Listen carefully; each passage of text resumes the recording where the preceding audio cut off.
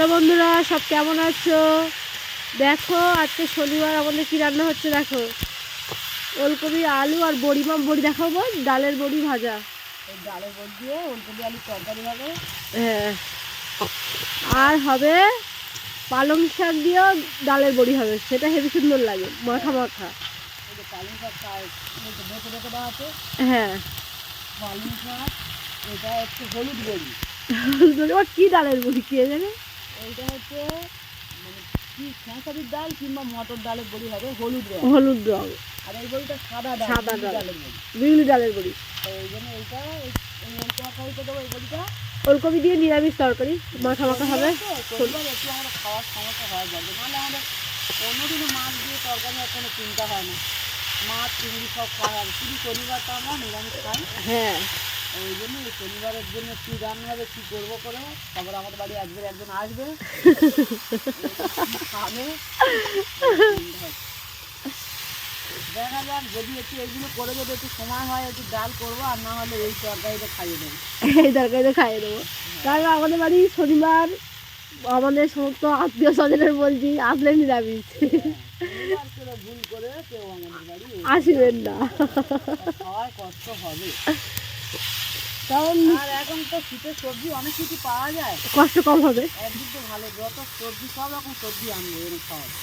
হ্যাঁ, আমাদের বাড়ি একটু মানে শীত সবজি খায় সবাই, মানে মা বাজারে গেলে সবজি আর মাছ আনবেই ব্যাগ ভর্তি করে। সবজি আমাদের অনেক খাওয়া হয়, খুব সবজি খায়, গরমের সময় সবজি খাওয়া।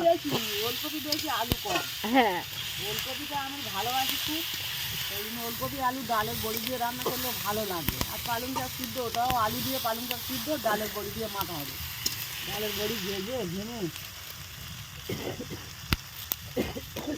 এখন ভাজা বাকি আছে। হ্যাঁ, এখন বাকি আছে, অনেকটা ভাজা বাকি আছে। আজকে আমাদের একটা সাদা তেলের বোতল ইঁদুরে কেটে দিয়েছে। একটা তেলের বোতল কেটে দেয়, তার কড়াই একটুখানি তেল ছিল বলে দেয়। মানে কালকে রান্না করতে গিয়ে অনেকটাই তেল ছিল, মানে ওটা মানে বড় বোতলে ঢালা হয়, সেই বড় জায়গাটা ইঁদুরে কেটে দিয়েছে। আর ইঁদুর বোধ হয় শীতকালে তো তেল গা হাতে রুক্ষ সূক্ষ্ম হয়ে গেছিল বোধ হয়।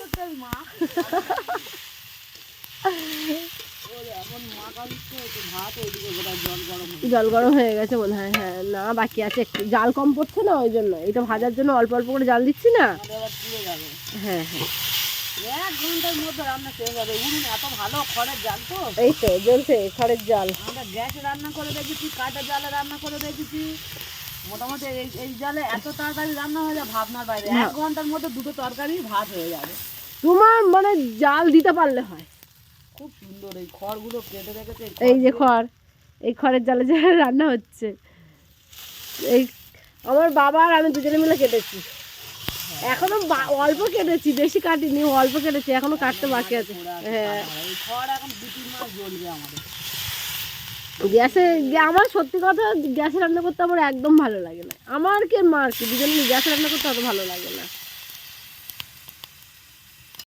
দেখো বন্ধুরা, ওলকপি আলুর তরকারি হয়ে গেছে, আর এই যে পালং শাক সিদ্ধ বলছিলাম, এই যে পালং শাক সিদ্ধ হয়ে গেছে। জোড়া উনুনে কত তাড়াতাড়ি রান্না হয়ে যায়, দেখো 1 ঘন্টাও লাগে না।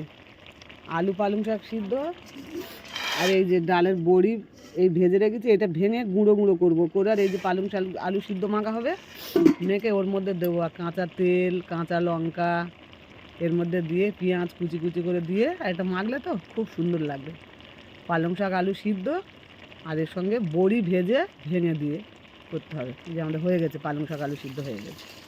দেখো, শনিবারের নিরামিষ খাওয়ার ওপরে এই খাওয়া আমাদের।